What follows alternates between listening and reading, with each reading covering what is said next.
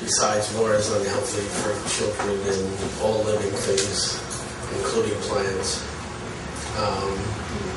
in our precious environment.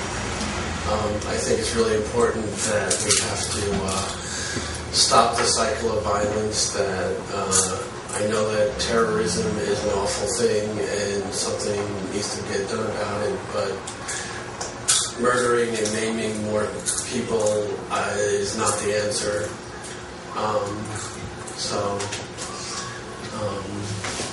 With that in mind, I'd like to get the evening started. And we're going to start with Phillip, our resident Hudson Valley poet. Well, there's more than one of those. There's more than one Hudson Valley? But Phillip, come on, you're the premier poet in the Hudson Valley. Well, Phillip has got lots of stuff going on in the Hudson Valley, theater, poetry, and he's out there on the front lines doing it. So I'm very glad that you agreed to join us. I really want to give us Phillip the meeting.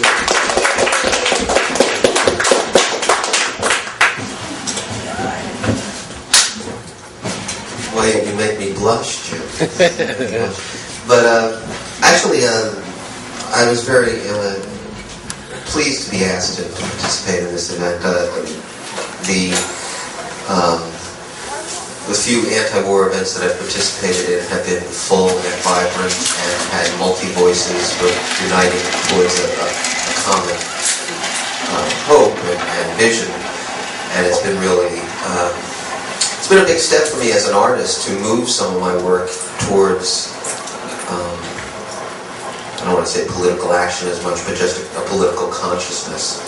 And so this poem came out of, there was an event at the White House. Sam Hamill was invited. They were going to read poems by Whitman and this and that.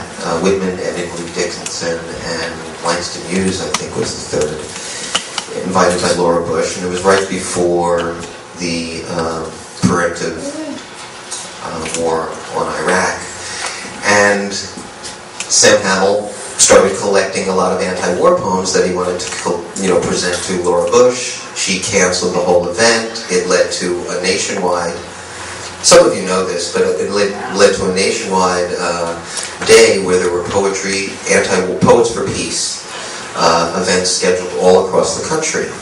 And this was, I guess, probably a few weeks before the first strikes on Baghdad.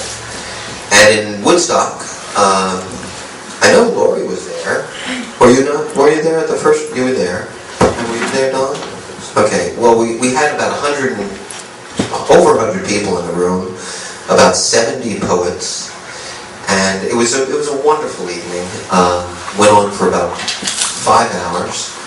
A lot of original work was presented, and a lot of people reading other people's work. It didn't really matter, but there was a theme of Poets for Peace.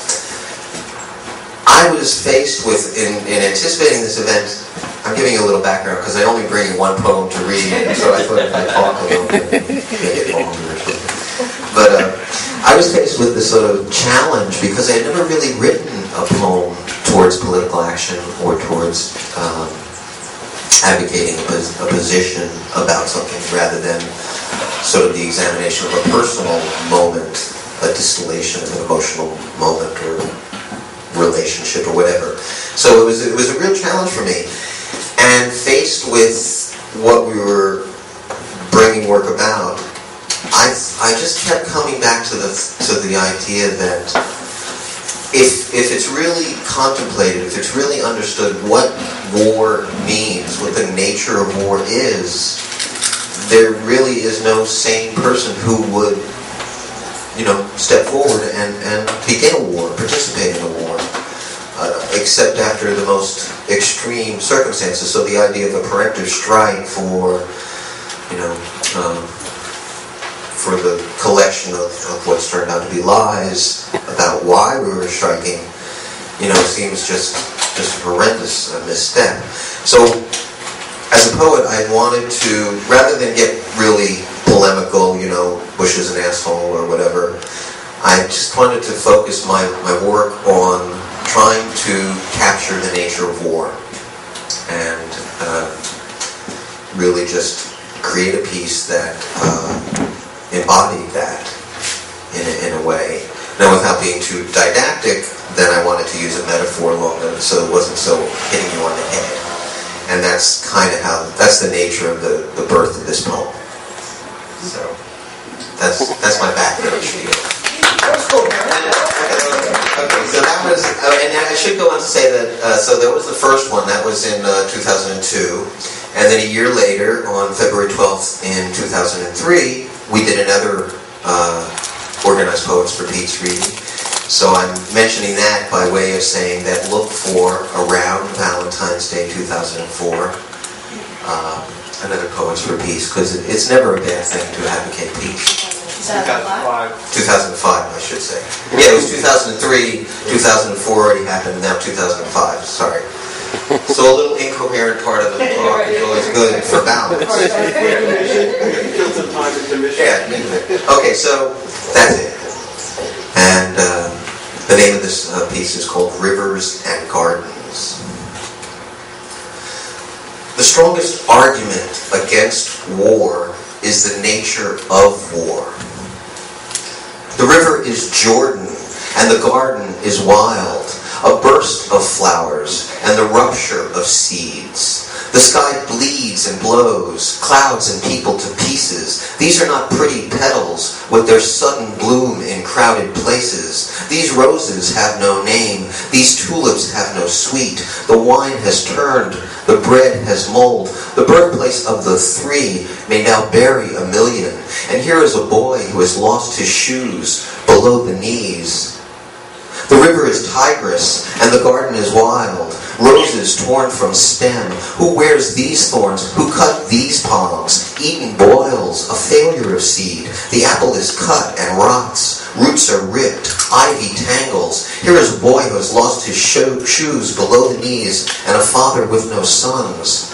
The river is Euphrates, and the garden is wild, armed and fertile with something new and cruel. The pin is pulled and ready for seed. The soil is plowed, open with pits. Green bolts to red. What bounty, what harvest. War is a crop for feeding no one. Rain cuts a man into parts. This piece was his leg. Here lies his arm. These things used to belong to him. The bloom is off the rose and in the powder. What tills this soil? What waters these wounds? Here is a boy who has lost his shoes below the knees and a father with no sons. The strongest argument against war is the nature of war. The river is Hudson, and the garden is wild. Here's a boy who has lost his shoes below the knees and a father with no sons. This is the season of bolt and ruin, the bruising of fruit, the shrinking vine, the driftroot, and the idle rain. Where is the spring sprout? How is this harvest fall? The river is Potomac, and the garden is wild. Here is a boy who has lost his legs below the knees and a mother with 2 shoes.